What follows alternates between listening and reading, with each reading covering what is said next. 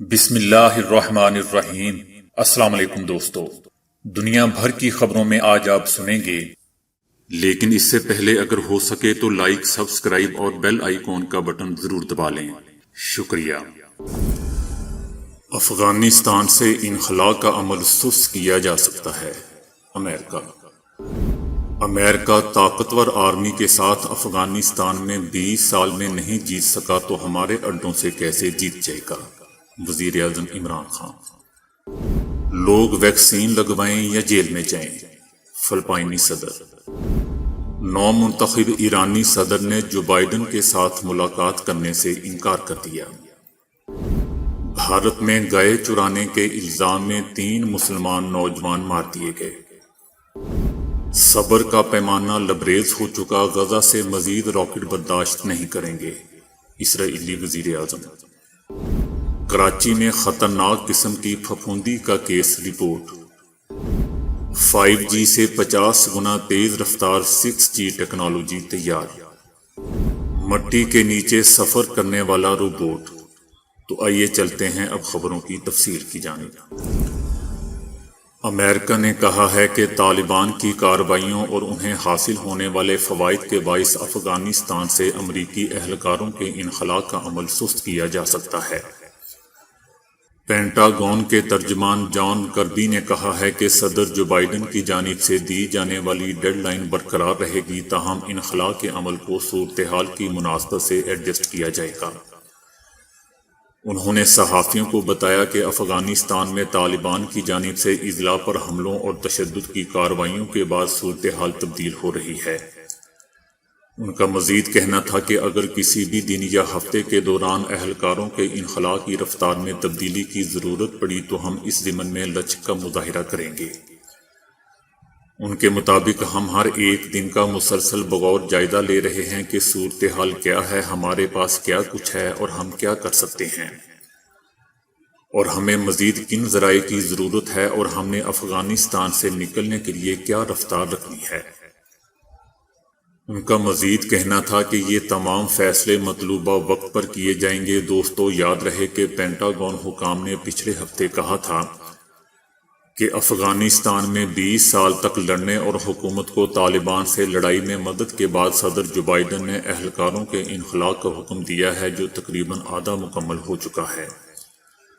Pentagon کے مطابق افغانستان میں طالبان کے حملوں اور تشدد کی کارروائیوں کے بعد صورتحال تبدیل ہو رہی ہے۔ امریکی صدر کے احکامات کے وقت تقریباً 2500 امریکی اہلکار اور 16,000 کانٹریکٹرز، جن میں سے زیادہ تر امریکی ہیں، افغانستان میں موجود تھے۔ پینٹاگون نے پہلے ہی اپنے کئی اہم اڈوں کو آرمی کے حوالے کر دیا ہے اور مختلف ساز و سامان سے لدے سینکڑوں کارگو جہازوں کو بھی ہٹا دیا ہے۔ وزیر اعظم عمران خان کا کہنا ہے کہ اگر امریکہ طاقتور آرمی کے ساتھ افغانستان میں 20 سال میں نہیں جیت سکا تو ہمارے ملک سے اڈوں کے ساتھ کیسے جیتے گا؟ اگر امریکہ کو افغانستان کے خلاف ہوائی اڈے دے دیے گئے تو پاکستان میں ایک مرتبہ پھر تخریب کاری بڑھے گی۔ وزیر اعظم عمران خان کا کہنا ہے کہ افغانستان میں لڑائیوں کے دوران پاکستان نے بہت نقصان اٹھایا، 70,000 سے زائد پاکستانی مارے گئے۔ امریکہ نے پاکستان کو $20 ارب امداد فراہم کی، جبکہ پاکستان کی معیشت کو $150 ارب کا نقصان پہنچا۔ امریکہ کے ساتھ لڑائی میں شامل ہونے کے بعد پاکستان کو تخریب کاری کا سامنا کرنا پڑا۔ امریکی کوششوں میں شامل ہونے کے بعد پاکستان کو ایک ساتھی کی حیثیت سے نشانہ بنایا گیا۔ امریکی ڈرون حملوں سے لڑائی نہیں تو جیت پائی، لیکن نفرت پیدا کرتی۔ امریکہ نے افغان سرحد پر قبائلی علاقوں میں آرمی بھیجنے کے لیے دباؤ ڈالا۔ شمالی وزیرستان میں 10 لاکھ افراد بے گھر ہوئے، جس پہ اربوں ڈالرز کا نقصان پہنچا۔ ہم نے پہلے ہی بہت بھاری قیمت ادا کر دی ہے، اب مزید برداشت نہیں کر سکتے۔ ماضی میں پاکستان نے مختلف افغان جماعتوں میں سے چناؤ کر کے غلطی کی، ہم نے غلطی سے سبق حاصل کر لیا۔ اب وہاں ہمارا کوئی پسندیدہ گروپ نہیں ہے۔ افغانستان میں کسی بھی حکومت کے ساتھ مل کر کام کریں گے جسے عوام کا اعتماد حاصل ہو۔ پاکستان امریکی آرمی کے انخلاء کے بعد افغانستان میں مزید تنازعات سے بچنا چاہتا ہے۔ پاکستان افغانستان میں امن کے لیے امریکہ کا شراکت دار بننے کو تیار ہے۔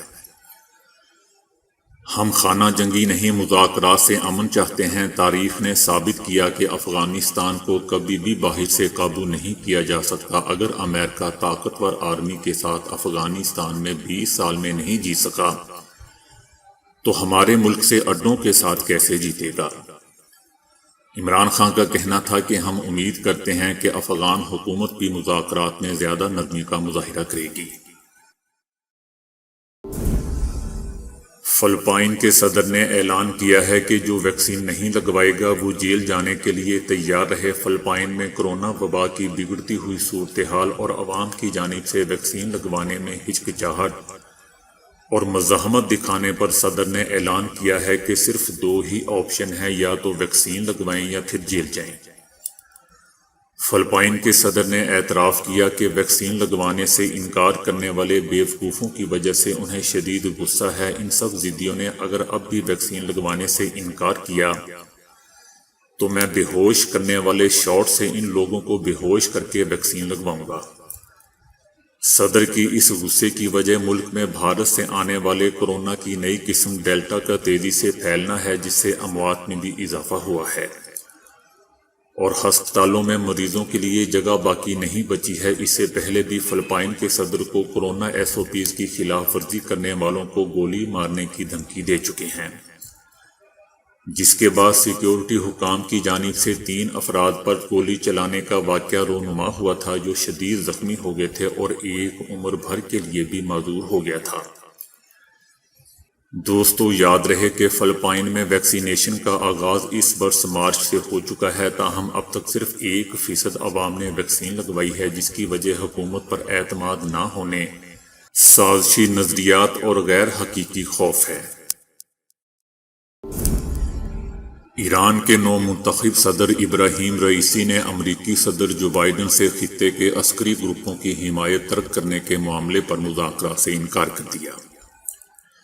ایران کے نئے صدر ابراہیم رئیسی نے پہلی پریس کانفرنس میں صدر جو بائیڈن کو جوہری معاہدے میں شمولیت کا مشورہ دیتے ہوئے کہا کہ ایران پر عائد پابندیاں ختم کر کے امریکہ اپنی سنجیدگی ثابت کر سکتا ہے اور اس سے کم پر کوئی بات چیت نہیں ہوگی۔ نو منتخب ایرانی صدر سے جب یہ سوال پوچھا گیا کہ کیا وہ اپنے امریکی ہم منصب سے ملاقات کریں گے، صدر ابراہیم رئیسی نے امریکی صدر سے مذاکرات سے صاف انکار کر دیا۔ ایران کے نئے صدر کے بارے میں عالمی قوتوں نے ان کے سخت گیر نظریات کے باعث پہلے ہی تشویش کا اظہار کر دیا تھا اور اپنی پہلی پریس کانفرنس میں ہی صدر ابراہیم رئیسی نے سخت موقف اختیار کیا۔ ایران کے نئے صدر کے اس بیان پر تاحال وائٹ ہاؤس کی جانب سے کوئی رد عمل سامنے نہیں آیا۔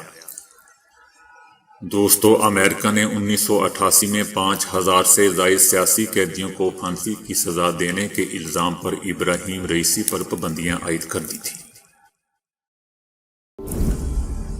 بھارتی ریاست تریپورہ میں انتہا پسند ہندوؤں نے گائے چرانے کے الزام میں بدترین تشدد کر کے 3 مسلمان نوجوانوں کو جان سے ہی مار دیا۔ پولیس سپرنٹینڈنٹ کرن کمار کا کہنا ہے کہ واقعہ اس وقت پیش آیا جب یہ تینوں ایک گاڑی میں مویشی لے کر جا رہے تھے کہ ہندوؤں نے تینوں مسلمانوں پر گائے چرانے کا الزام لگا دیا، جس کے بعد بھیڑ جمع ہوئی اور تینوں پر تشدد کرنے لگی۔ پولیس سپرنٹینڈنٹ کے مطابق واقعہ میں مارے جانے والوں میں 28 سالہ زید حسین، 30 سالہ بلاول میاں اور 18 سالہ سیف الاسلام ضلع سونا مورا کے رہائشی تھے۔ بھارتی میڈیا کے مطابق واقعہ اتوار کے روز خوائی ڈسٹرکٹ میں پیش آیا۔ اسرائیل کے نئے وزیر اعظم نفتالی نے کہا ہے کہ ان کے صبر کا پیمانہ لبریز ہو چکا ہے۔ انہوں نے خبردار کرنے کی کوشش کی ہے کہ وہ مزید تشدد اور غزہ سے راکٹ فائر کو برداشت نہیں کریں گے۔ ان کا کہنا تھا کہ ہم حماس کے دباؤ میں نہیں آئیں گے اور ان کے خلاف کارروائی جاری رکھیں گے۔ ہم غزہ کی پٹی کے رہائشیوں کے ساتھ کسی تنازع میں ملوث نہیں ہونا چاہتے۔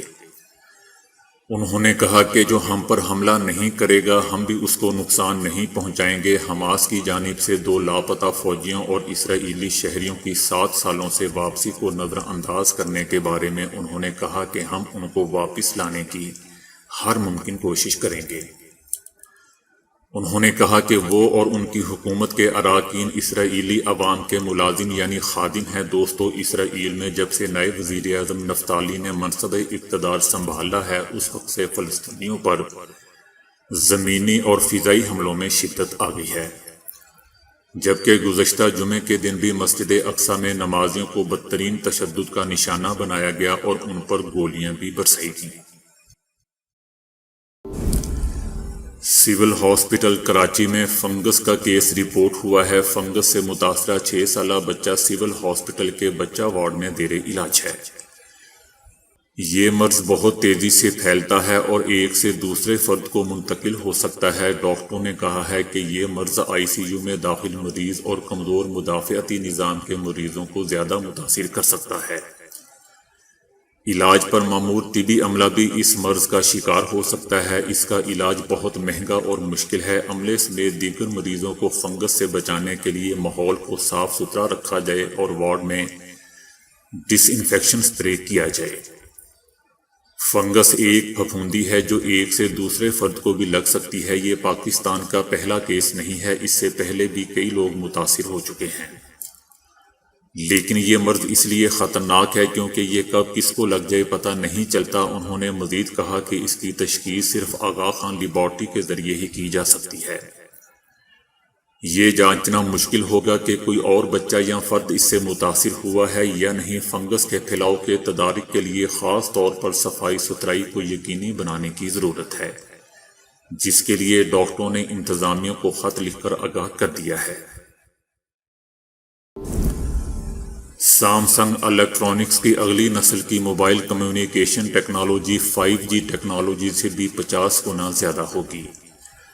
5G ٹیکنالوجی میں موبائل ڈیٹا ٹرانسفر کی رفتار 40 MB پر سیکنڈ سے 1100 MB پر سیکنڈ تک ہوتی ہے، جبکہ اوسطاً یہ رفتار تقریباً 200 MB پر سیکنڈ ہو سکتی ہے۔ اس کے مقابلے میں 6G ٹیکنالوجی کے لیے data transfer speed 1101 MB per second سے شروع ہو کر 10 لاکھ MB پر سیکنڈ تک چلی جاتی ہے۔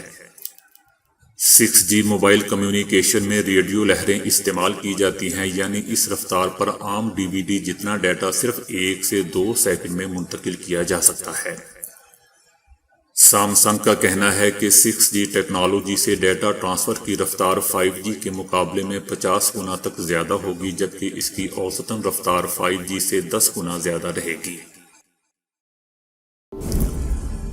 خشکی، سمندر اور ہوا میں روبوٹس غیر معمولی خدمات انجام دے رہے ہیں، تاہم کسی ریگستان کے ریت میں روبوٹ کو داخل کرنا امر محال تھا، جس کا کامیاب تجربہ امریکی انجینئروں نے کیا ہے۔ یونیورسٹی آف کیلیفورنیا نے ایک ایسا روبوٹ بنایا ہے جس کے اگلے سرے سے اسے آگے بڑھانے والا میٹیریل باہر نکلتا رہتا ہے۔